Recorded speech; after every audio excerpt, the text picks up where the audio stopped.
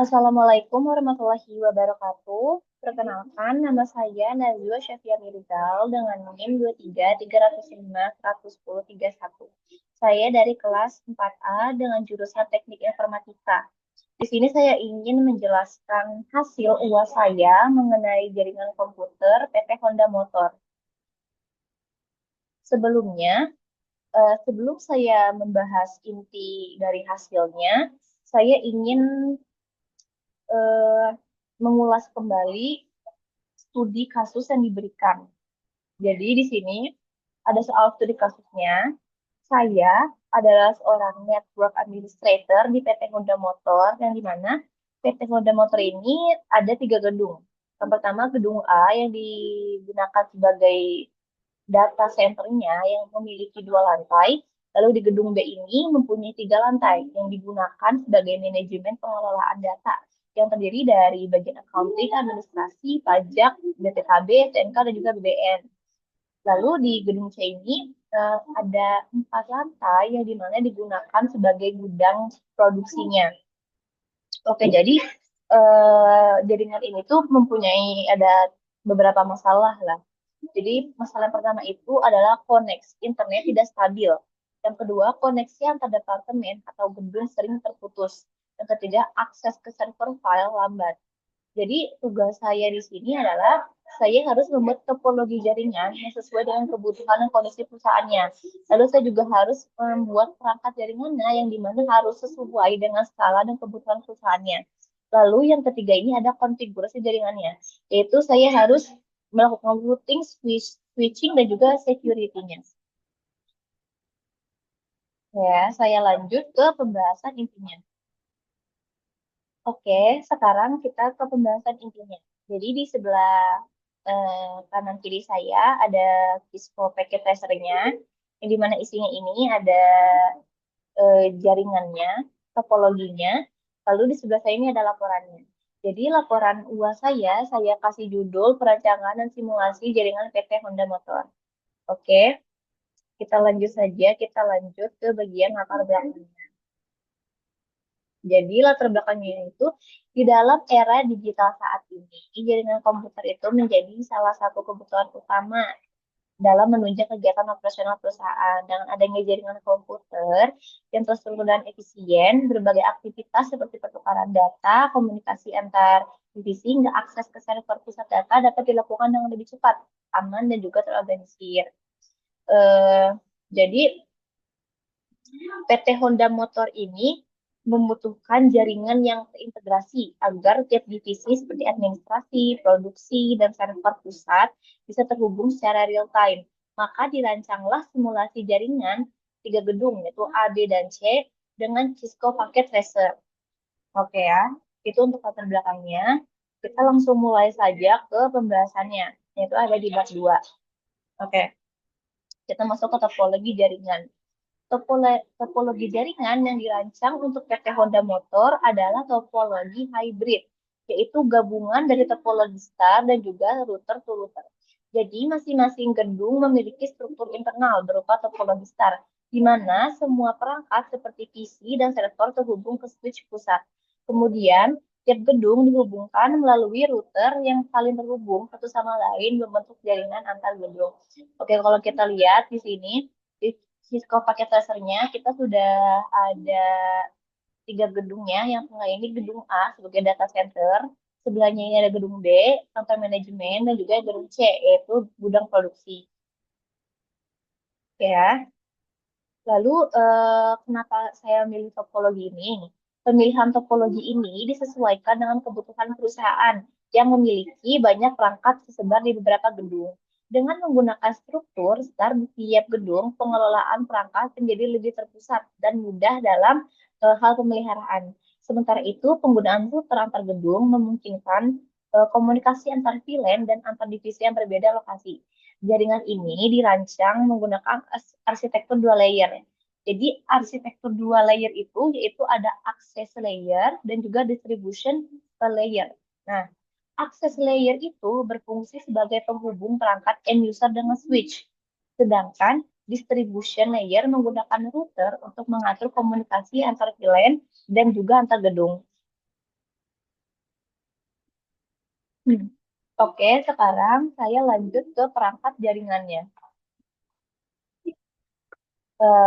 Perangkat jaringan yang saya gunakan dalam simulasi di Cisco Packet Tracer ini, saya ada 4. Yang pertama adalah router 2811. Di router 2811 ini, saya ada memakai 3 unit, yang dimana routernya itu saya taruh di setiap gedungnya. Jadi di gedung A, gedung B, dan gedung C, ini ada routernya.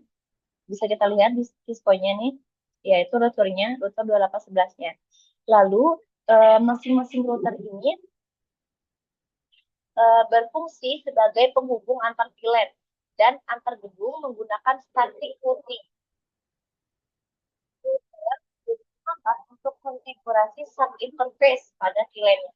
Lalu yang kedua ini saya ada PC.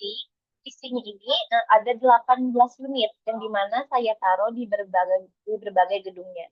Jadi misalnya saya di gedung A ini saya taruh 2 PC, di gedung B saya taruh 8 PC, selebihnya saya taruh di gedung C yang dimana setiap PC ini bakal dihubungin ke switch sesuai dengan DPT-nya. Lalu yang ketiga ini ada server PT. Server PT ini saya taruh 3 unit aja. Jadi server ini tuh digunain sebagai pusat data dan layanan jaringan seperti file server, database, atau web server. Jadi si server PT ini saya taruh di gedung A semua. Jadi pusatnya itu ada di gedung A. Lalu yang keempat ini ada switch 2960, saya taruh 9 unit. 9 unit ini digunain sebagai pusat koneksi antara perangkat dalam gedung. Jadi saya switch-nya ini saya taruh di gedung A ini ada 2, di gedung B ada 3, di gedung C ada 4. Oke, saya lanjut ke konfigurasi switching-nya. Di switch digunakan di setiap gedung sebagai pusat antar perangkat end user, seperti PC dan juga servernya. Untuk memisahkan broadcast domain antar divisi, maka digunakan VLAN. Setiap divisi diberi ID tertentu. Ya, jadi sebelum saya melakukan konfigurasi switching, tentunya kita harus memasukkan IP-nya, IP address-nya dan juga subnet dan gateway. Oke, jadi di saya ini di gedung A, kita mulai dari gedung A. Di gedung A karena ada 2 lantai, IP address yang dipakai adalah 192.168.10.0 dan juga gateway-nya 192.168.10.1. Dan untuk selebihnya itu disesuaikan, jadi tidak boleh sama antar PC atau servernya. Misal di PC satu ini itu 10.5. Maka di PC 2-nya ini nggak boleh 10.5 juga. Jadi harus dibedakan. Misalkan 10.6 gitu. Di sini untuk gedung A ini VLAN-nya 10 pasti. Oke. Untuk di gedung B, ini VLAN-nya ini berbeda di setiap lantainya. Jadi untuk lantai untuk lantai pertama yaitu bagian accounting itu VLAN-nya ini 20 dan IP-nya itu adalah 192.168.20 dengan gateway-nya 192.168.21. Nah, kalau untuk di lantai 2-nya ini VLAN-nya ini 30 dengan IP 192.168.30 dan juga gateway-nya 192.168.31. Nah, untuk di lantai atasnya, lantai tiganya ini, vilanya ini adalah 40. Yang dimana memiliki IP 192.168.40 dan juga gateway-nya 192.168.41. Oke, kita lanjut ke gedung C-nya. Di gedung C ini kita untuk semua lantainya menggunakan VLAN 50. Yang berarti IP-nya ini 192.168.50 dan gateway-nya 192.168.51. Lalu kita lanjut lagi ke konfigurasi switching-nya. Jadi pertama-tama saya melakukan konfigurasi switching di switch 1. Switch 1 ini ada berada di lantai 1 di gedung A. Oke, sebelum kita melakukan konfigurasinya, tentunya di Cisco-nya, di CLI-nya kita harus enable dulu, lalu juga configure terminal. Lalu setelah itu kita masukkan VLAN 10 di switch 1 ini dengan kita namakan data center. Lalu interface-nya kita masukkan interface FA01 dan juga FA02 dari PC ini. Yang dimana kita tulis lagi kodenya ini switch port mode akses, lalu switch port akses VLAN 10. Jadi port atau interface 01 ataupun 02 dikonfigurasi sebagai akses VLAN 10. Artinya port tersebut hanya digunakan untuk menghubungkan perangkat PC ke jaringan saja, ke jaringan VLAN 10. Nah, kita juga ada interface FA03, ya, FA03 dan juga FA04, yang dimana port FA03 dan FA04 ini digunakan sebagai trunk. Trunk ini agar bisa mengirimkan data dari berbagai VLAN ke router 0 dan switch 0. Jadi kalau FA04 ini bakal kirimnya ini ke router 0, kalau FA03 ini bakal kirimnya ini ke switch 0 gitu. Oke, kita lanjut. Saya lanjut ke konfigurasi switch, masih di gedung A, tapi di switch 0. Yang di atas ini yang temper.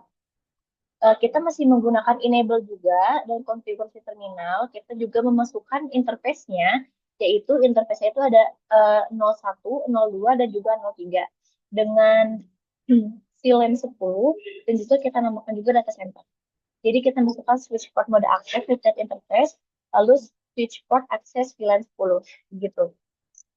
Jadi port FA01 ataupun 02 atau 03 ini dikonfigurasi sebagai akses VLAN 10. Port FA04 ini diatur sebagai trunk. Jadi biar bisa ngirimin data dari berbagai VLAN ke switch 1. Oke, saya lanjut lagi. Sekarang saya lanjut ke gedung B. Konfigurasi switch gedung B. Saya mulai dari lantai 1, yaitu switch 2. Jadi switch 2 ini di bagian akuntansi, accounting. Untuk di switch 2 ini, saya memakai VLAN 20 dan saya namakan accounting. Jadi di VLAN 20 ini saya masukkan juga interface-nya, yang dimana interface-nya ini ada interface 01 dan juga interface 02. Kita masukkan juga kode switch port mode access dan switch port access VLAN 20. Uh, yang dimana artinya port 01 dan port 02 dikonfigurasi sebagai akses VLAN 20. Nah, di sini juga saya ada port 04 dan juga 03. Jadi maksudnya itu apa? Jadi 04 dan 03 ini diatur sebagai trunk biar bisa mengirimkan data dari berbagai VLAN ke router 1 dan juga switch 3. Jadi untuk 04 ini akan mengirimkan data ke router 1 yang dimana ini di bawah sini. Lalu untuk port 03 akan mengirimkan ke switch 3 yang di ke atas ini. Oke, saya lanjut ke switch 3. Itu dengan di bagian administrasi. Jadi di switch 3 ini masih menggunakan kode yang sama, namun di switch 3 ini menggunakan VLAN 30 yang saya namakan administrasi.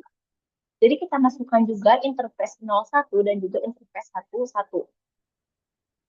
Jadi port atau interface 01 dan 11 ini dikonfigurasikan sebagai akses VLAN 30. Dan untuk chunk-nya kita pakai port 31 dan juga port 21.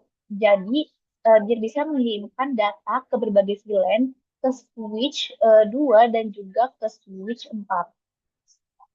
Jadi port 31 ini bisa ngirimin ke switch 2 yang di bawah sini. Kalau port 21 ini bisa ngirim ke switch 4. Saya lanjut lagi ke switch 4-nya. Ke switch 4-nya kita memakai VLAN 40 yang saya namakan pajak underscore BPKB underscore SNK dan juga underscore BBN. Kita masukkan juga interface-nya, dan saya masukkan di sini interface-nya ada 4, berarti yang pertama ini ada 01, 11, 21, dan juga 31. Masih menggunakan kode yang sama namun berbeda di VLAN-nya. Jadi kalau misalkan di VLAN 30 itu berarti switch port mode akses VLAN 30. Kalau di VLAN 40 berarti switch port akses VLAN 40 begitu. Lalu saya juga ada trunk di sini. Trunknya ini 61 portnya. Biar bisa mengirimkan data ke switch 3 gitu. Saya lanjut ke gedung B. Konfigurasi switch, switch di gedung C maksudnya. Jadi di switch di gedung C ini kita dimulai dari lantai 1 yaitu switch 5 yang dimana switch 5 ini VLAN-nya 50. Jadi untuk lantai 1 sampai lantai 4 di gedung C ini VLAN-nya sama yaitu 50. Jadi di setiap kode kita masih memakai VLAN 50 dengan namanya produksi. Nah, jadi untuk switch 5 ini kita masukkan interface 01 dan juga 02. Kita masukkan juga mode akses dan akses VLAN 50-nya.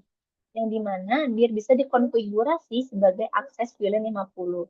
Lalu untuk portnya saya masukkan port 04 yang dimana itu yang dimana port 04 ini dijadikan sebagai trunk agar bisa mengirimkan data dari berbagai VLAN ke router 2. Router 2 tuh ini yang ada di gedung C-nya.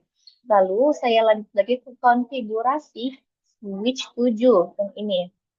Masih sama kita menggunakan VLAN 50 dengan nama produksi. Kita masukkan juga interface-nya 01 dan juga 02 dengan kode yang sama. Lalu kita masukkan juga port FA04-nya yang diatur sebagai trunk biar bisa mengirimkan data ke berbagai VLAN ke switch 5. Lalu saya lanjut lagi ke switch 8. Switch 8 ini masih sama juga menggunakan VLAN 50 dan nama produksi. Lalu kita masukkan juga interface 01 dan juga 11 dengan kode yang sama juga. Lalu untuk trunknya saya masukkan port 21. Jadi si port 21 ini bisa ngirimin berbagai data VLAN-nya itu ke switch 9 dan juga trunknya ini ada juga yang 31 ya. Ya, 31 yang ini biar dia bisa ngirim eh, berbagai data VLAN itu ke switch 8. Oh, ke switch 7. Ke switch 7 ya, sorry salah. Lalu saya lanjut lagi ke switch 9. Nah, di switch 9 ini tetap sama, pilihan 50. Kita masukkan interface 01 dan 11 dengan kode yang sama, jadi bisa akses pilihan 50. Dan juga portnya, saya masukkan yang saya masukkan yang 21. Yang dimana 21 ini saya jadikan sebagai trunk, jadi bisa mengirimkan data ke berbagai VLAN switch 8. Jadi itu untuk konfigurasi switchingnya. Lalu saya lanjut ke konfigurasi routingnya. Nah, konfigurasi routing itu untuk menghubungkan jaringan antar gedung dan antar VLAN yang dimana digunakan router biasa yang dikonfigurasi dengan metode router on stick atau sub interface dan juga static routing. Jadi setiap router bertugas mengelola VLAN di gedung masing-masing serta berkomunikasi antar router melalui IP backbone. Jadi kita pertama-tama di router 0 ini ada di gedung A. Router 0 ini kita masukkan konfigurasi sub interface-nya. Jadi sub interface ini interface FA00.10. Titik 10 ini kita ambil dari VLAN-nya. Jadi VLAN di gedung A ini 10.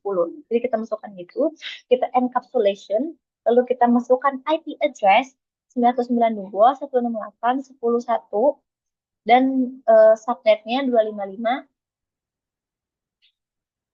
dan subnetnya 255 255 255. Jadi eh, IP dari router 0 ini ya 10 10 10 1 gitu.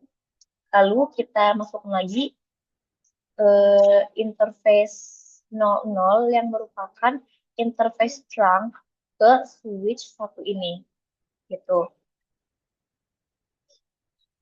Lalu setelah kita melakukan memasukkan interface yang 10 tadi, kita kita masukkan juga interface FA01 dan juga interface FA10. Yang dimana kalau untuk 01 ini kita masukkan IP address 10.10.10.1 dengan subnetnya. Lalu di 10 ini kita masukkan IP address 10.10.21 dengan subnetnya. Yang dimana berarti FA01 ini merupakan IP backbone ke router 1 yang ini, dan interface FA10 ini merupakan IP backbone ke router 2 yang ini. Ya. Lalu kita lanjut lagi, kita ke konfigurasi sub interface router 1, yang dimana router 1 ini berada di gedung B. Nah, di gedung B ini kita masukkan juga interface FA00.20. Nah, untuk gedung B kita melakukannya berbeda-beda ya. Jadi untuk eh, lantai 1 ini berarti FA20, lantai 3 itu 30, lantai 2 itu 30, lantai 4 berarti 30 gitu. Jadi kita masukkan juga, misalkan di sini yang lantai 1 berarti interface 0020, dan calculation-nya 20, dan kita masukkan IP address-nya 198, 192, 168, 20, 0. Begitu pula dengan yang 30 dan 40 disesuaikan IP-nya. Lalu kita masukkan juga interface 00 yang merupakan interface trunk untuk ke switch 2 ini. Lalu kita masukkan juga interface FA01, yang dimana FA01 kita masukkan IP address 10.10.2 ini. Jadi interface FA01 ini merupakan IP backbone ke router A atau ke router 0. Kita lanjut lagi ke konfigurasi sub interface di gedung C atau di router 2. Di router 2 ini kita masukkan interface 11.50 karena dilihat dari sebelumnya juga untuk gedung C ini dari lantai 1 sampai lantai 4 ini menggunakan VLAN 50. Jadi kita masukkan interface FA00.50 dengan masukkan juga encapsulation-nya, masukkan juga IP address-nya, yang dimana IP address-nya itu adalah 198.168.51, dan kita masukkan juga subnet-nya. Lalu kita masukkan interface FA00 yang merupakan interface trunk ke switch 5, switch 5 yang ini. Ya. Lalu kita masukkan juga interface FA01 yang dimana FA01 ini merupakan IP backbone ke router 0. Jadi IP-nya itu adalah 10.10.20.2. Oke, sekarang kita mulai ke konfigurasi static routing-nya. Kita mulai dari gedung A. Jadi di gedung A ini kita memasukkan IP root eh, IP root 20. Jadi ada 192, 10820, ada 30 juga, ada 40 juga, ada 50 juga. Jadi IP root 20 ini berarti dapat terhubung ke jaringan VLAN 20 yang dimana ada di gedung B. 30, 40 pun juga sama yang dimana dapat terhubung ke VLAN tersebut yang dimana ada di gedung B. Dan untuk VLAN 50 berarti kita dapat terhubung ke gedung C, yaitu VLAN 50-nya. Nah, lalu untuk di konfigurasi static routing di gedung B, kita masukkan IP root 192, 16810, dan juga 50. 10 ini berarti kita dapat terhubung ke jaringan VLAN 10 atau router 0 ya. Dan kita juga bisa terhubung ke jaringan VLAN 50, yang dimana karena kita masukkan IP rootnya gitu.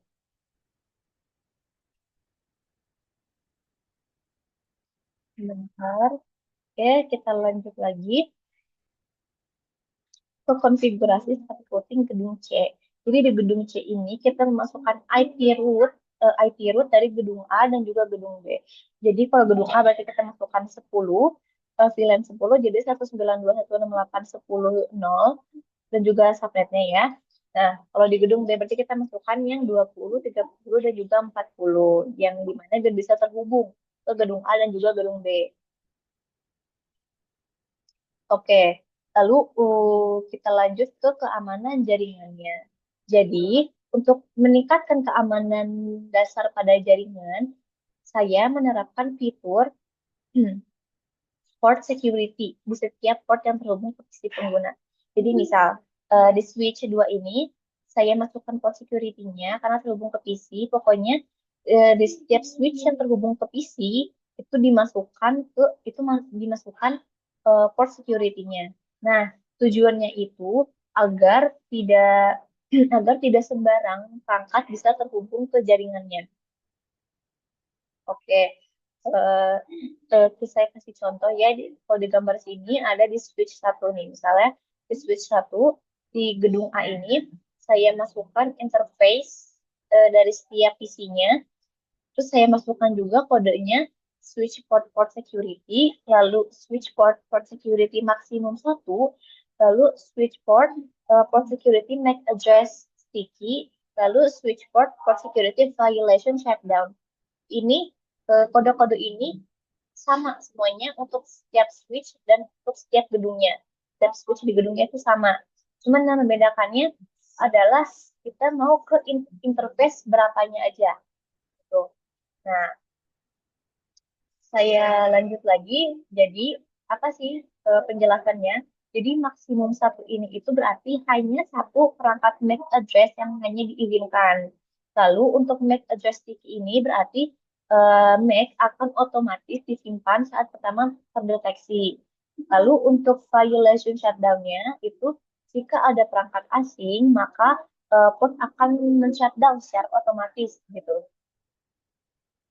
Oke, sekarang kita ke simulasi ujiannya. Untuk simulasi ujian, saya langsung saja eh, langsung aja di Cisco pakai tracernya. Oke, kita mulai. Misal ya, di sini saya menggunakan untuk pengujian ini, saya menggunakan Simple PDU agar lebih praktis dan lebih efisien.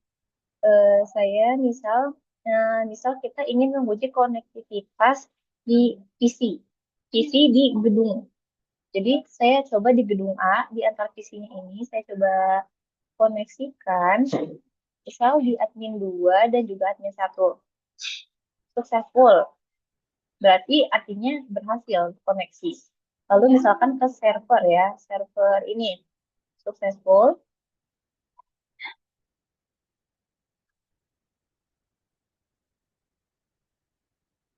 full. Alhamdulillahnya, tapi ini sudah terkoneksi. Kita coba ke server dan ke PC. Successful ya, semuanya bisa dilihat. Berarti ini menandakan semuanya ini bisa terhubung koneksinya.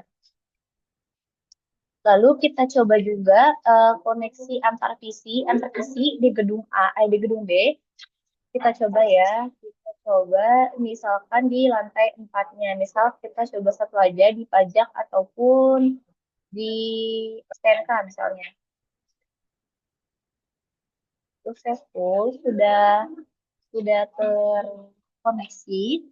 Lalu saya lanjut lagi untuk uji konektivitas misalnya di administrasi, berapa ini? Di administrasi ini dan ini, dan juga saya coba di accounting, sisi accounting, semuanya terkoneksi atau successful. Kita coba juga di gedung C.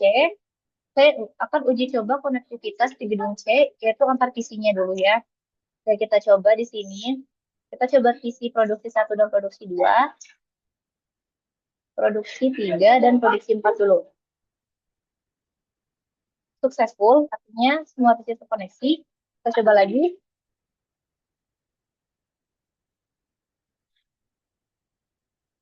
Di PC 5 dan PC 6.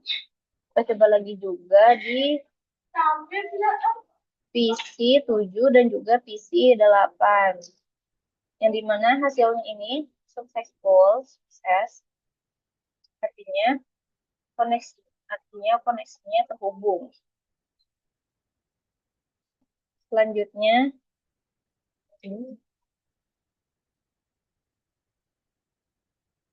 oke, saya lanjut untuk uji konektivitas antar gedung. Misal ya, saya ingin menguji konektivitas dari gedung A, PC gedung A ke gedung B.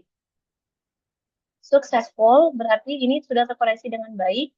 Misal dari server ke yang ini. Successful. Jadi awalnya ini kan ketika saya mengkoneksikan server ke PC ini ada awalan fail.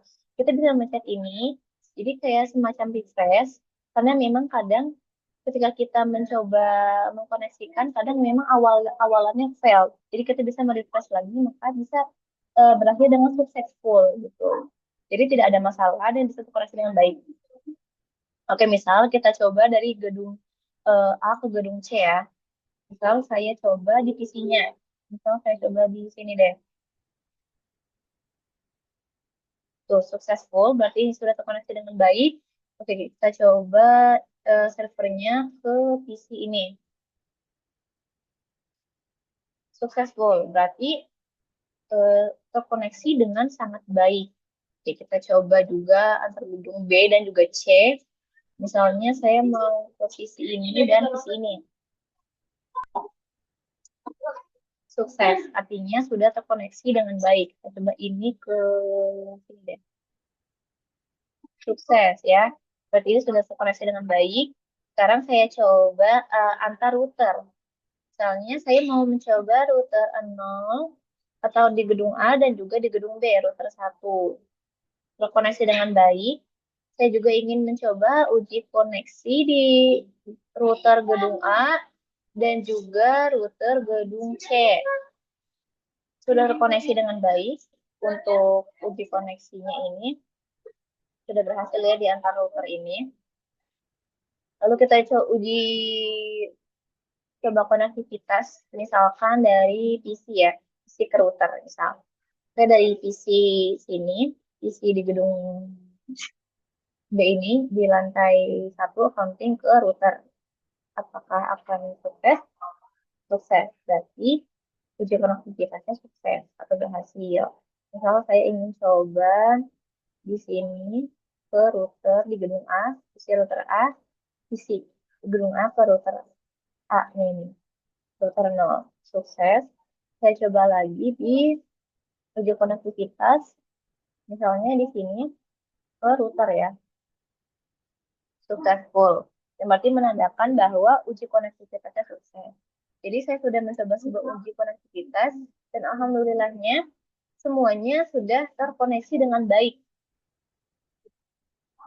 Ya, ini saya lanjut ke pembahasan di laporannya.